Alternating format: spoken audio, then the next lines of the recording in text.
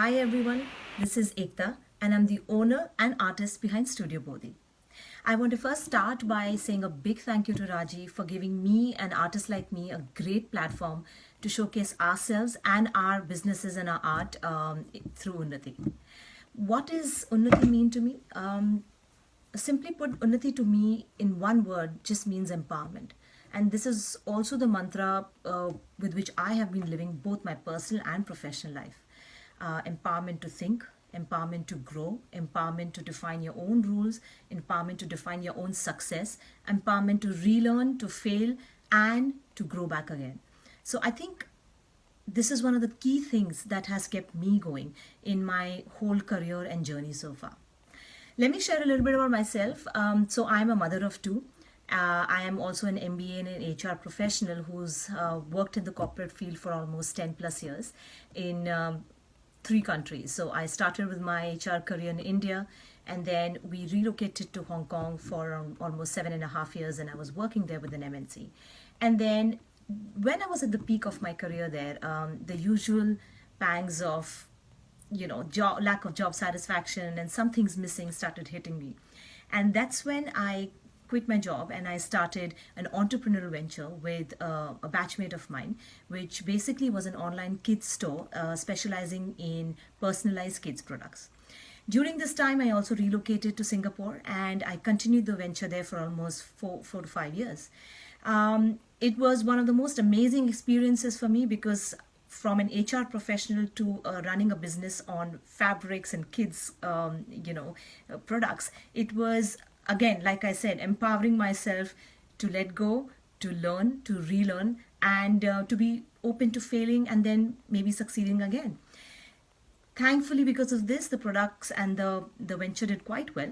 However, again, when we were in the fifth year, I personally had a change in my personal situation because we had to relocate again back to South Korea.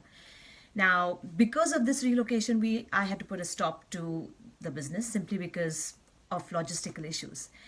Now, when I reached South Korea, I wasn't really sure what I was going to do with my life because there was no job, there was no business.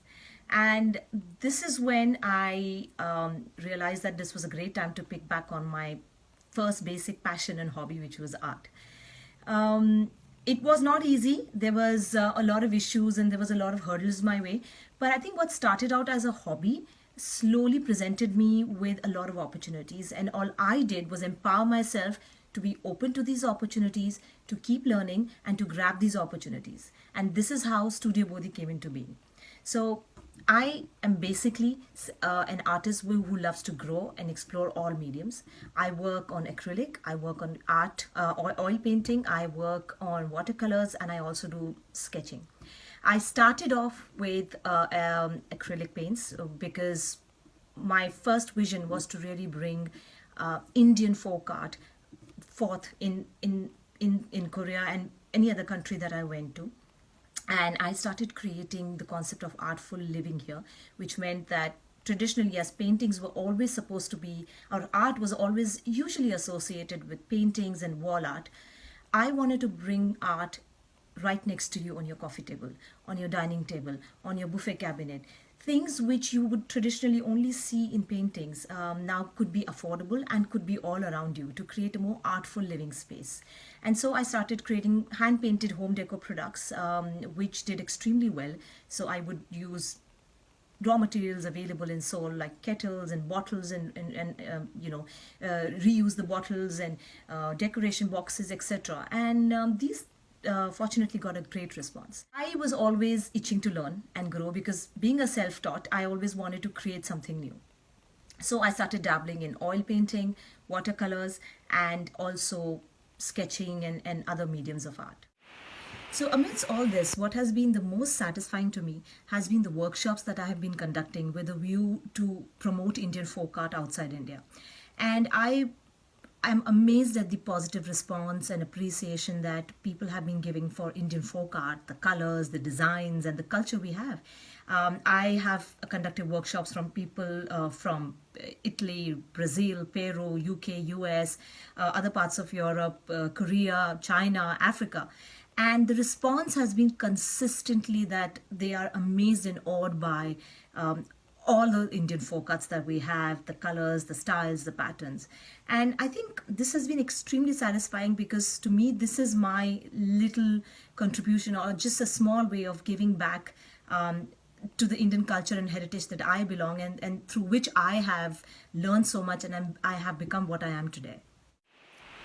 You will see in the next few slides some snippets of my work in all these mediums, and you would see that each one has been a self-taught learning process, and I'm extremely happy that I have defied the norms that, when you're 40 or when you're 35 plus, you can't learn. I feel like I have lived three different careers and three different lives in one life, that of a corporate professional, an entrepreneur, and now an artist. And I have, in each one of them, learned, grown, and followed my dreams. And I'm extremely excited that I have now reached a stage where I am finally able to pursue my passion, and I have found my calling. And I hope that I'm able to continue this, and maybe inspire some others who believe that, learning and growth can only happen at any age.